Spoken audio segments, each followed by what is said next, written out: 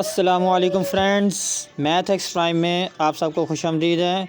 आज हम chapter number 1 real numbers के बारे में पढ़ेंगे। तो स्टार्टिंग में मैं थोड़ा सा आपको गाइड करता चलूँ। हमने इस चैप्टर्स के कुछ लर्निंग ऑब्जेक्टिव्स रखे हुए हैं, जैसे कि आपको स्क्रीन पर नज़र आ रहे हैं।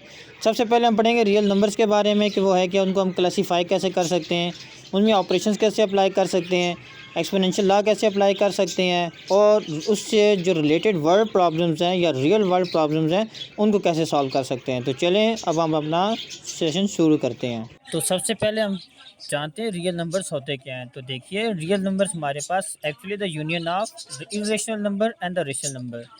तो अब रेशनल नंबर और इर्रेशनल नंबर में हम ये देखते हैं कि हमारे पास ये वेन डायग्राम है।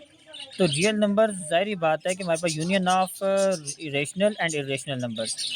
तो अब जैसे कि आप देख रहे हैं, आपके सामने एक हायरार्किकल स्ट्रक्चर है रेशनल और इरेशनल नंबर्स का, रियल नंबर्स का। उसमें आपके पास रेशनल नंबर्स और इरेशनल नंबर्स आ जाते हैं रियल नंबर्स में। और साथ में अगर आप देखें, इरेशनल नंबर बस यहीं पर एंड हो गए, और इरेशनल नंबर्स हमारे पास वो होते हैं जो नॉन टर्मिनेटिंग होते हैं और रिकरिंग होते हैं।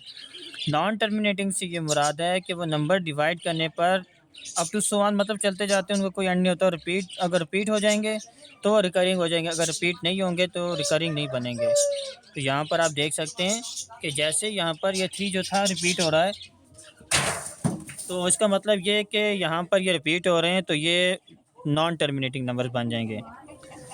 अब रेशनल नंबर्स की तरफ बढ़ते हैं। तो रेशनल नंबर्स को फर्दर हम डिवाइड करते हैं इंटीजर्स में, और कुछ इंटीजर्स होते हैं जो नॉन इंटीजर्स हैं, जैसे कि हमारे पास 6/13। अब इंटीजर्स को आप देख सकते हैं, ये सिंपल होल नंबर्स हैं जो नेगेटिव और पॉजिटिव दोनों हैं।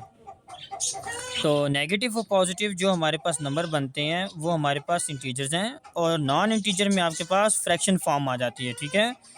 तो अब इंटीजर्स में आप देख सकते हैं, जैसे आपको नज़र आ रहे हैं, इसमें पॉजिटिव होल नंबर्स भी हैं, इवन नंबर भी हैं, ऑड नंबर भी हैं, प्राइम नंबर भी हैं, कंपोजिट नंबर्स भी हैं, और बाकी जो भी आते हैं वो हमारे पास इंटीजर का ही हिस्सा होते हैं। तो उसके बाद आप ये देख सकते हैं कि आपके पास एक स्पेशल केस आता है कि पाई और 22/7। तो पाई हमारे पास, आपको पता है, इसको हम p/q की फॉर्म में नहीं लिख सकते, तो ये हमारे पास इरेशनल नंबर रहेगा। और 22/7 हमारे पास रेशनल नंबर है, क्योंकि इसको हम अगर करेंगे तो 3.14 मतलब 22/7 को हम फ्रैक्शन फॉर्म में लिख सकते हैं। तो रेशनल नंबर की डेफिनेशन भी यही होती है कि हम जिसको p/q की फॉर्म में लिख सकते हैं हमारे पास रेशनल नंबर। तो उसके बाद स्टूडेंट्स हमारे पास रियल लाइन आ जाता है। तो रियल लाइन जैसे कि आपको नज़र आ रही है कि अगर आपके पास कोई भी नंबर हो, उसको अगर आपने रियल लाइन पर रिप्रेजेंट करना है, तो सबसे पहले आपने इस तरह करना है, उसका मिड पॉइंट लिखना है। अगर आप 10 सेंटीमीटर की रियल लाइन लगा रहे हैं तो 5 सेंटीमीटर उसका हाफ होगा, ठीक है। तो आपने इस तरह करना है, 5-7 तक रिप्रेजेंट कर लेना है। तो फिर आप ये कीजिए कि 1 से लेकर 2 तक, मतलब 1 और 2 के दरमियान जो डिस्टेंस है उसको हम कहेंगे यूनिट लेंथ। तो उसके बाद आपके पास राइट साइड पे पॉजिटिव नंबर्स हैं, लेफ़्ट साइड पे आपके पास नेगेटिव नंबर्स हैं। तो जो पॉजिटिव नंबर्स हैं, जो पॉजिटिव नंबर्स होंगे, जैसे कि लेट्स सपोज दैट हमने कहा कि हमारे पास 0.4 कहाँ पे लाई करता है। भाव को पता है कि 0.4 जो है हमारे पास 0 और 1 के दरमियान लाई करेगा, और अगर -0.4 होता तो वो लेफ़्ट साइड पे चला जाता। तो इसी तरह ये हमारे पास क्वेश्चन इस तरह सॉल्व होंगे। अब एक्सरसाइज 1.1, 1.2 और 1.3 नहायत ईजी हैं, वो इन्हीं से रिलेटेड हैं। अगर वो आपसे नॉन इंटीजर नंबर पूछ लेते हैं, वो फ्रैक्शन की फॉर्म में आ जाएंगे।